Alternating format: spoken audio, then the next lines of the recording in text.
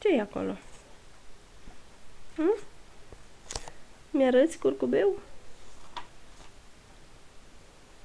Unde e? Ce e ăla? Cum? Da. Și stai să te mai întreb ceva. Asta ce e? Asta. Ce e? Cum se numește? Ia uite. Da, aici ce e? Ce e aici? Mol. Cru? Crucea. Cum? Crucea. Crucea. Stai să te mai întrebi, mami, ceva. Și aici ce scrie? Bibi copii. Cum? Bibi copii. Ia uite la mami și spune mai tare. Bibi copii. Da, bravo! Hai să mai dăm pagina, să mai citim ceva, da? Bibia copii. Cum? Bibi copii. Biblia pentru copii, ăsta ce e? Păpăm. Cum? Păpăm. Pământul, da? Și ăsta? Ăsta ce e? Doi. Soare. Și asta? Una. Lună, da. Așa. Aici ce avem? Puiul nu cum iau. Puiul, Da. da. Și ăsta ce e? Eu. Leu. Și ăsta ce e?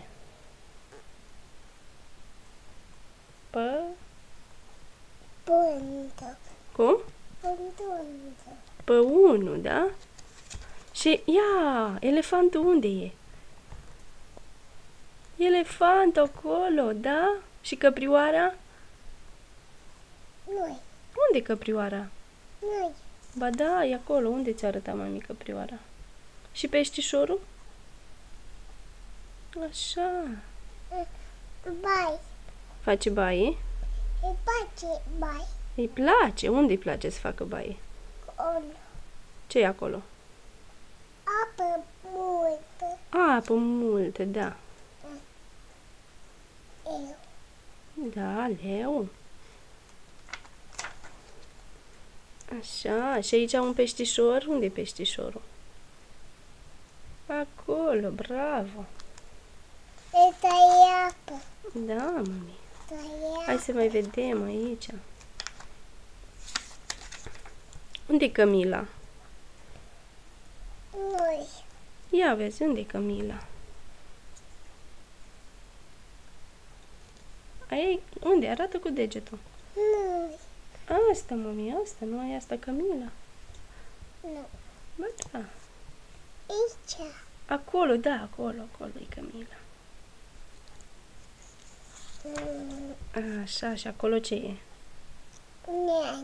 Nenea și sus ce e? Pe cer.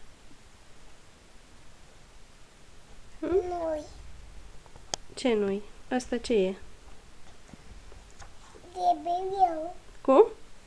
De beriu. Curcubeu.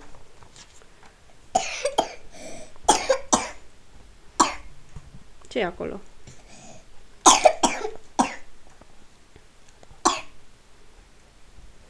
Dai să ne uităm aici pe copertă. Ce e aici?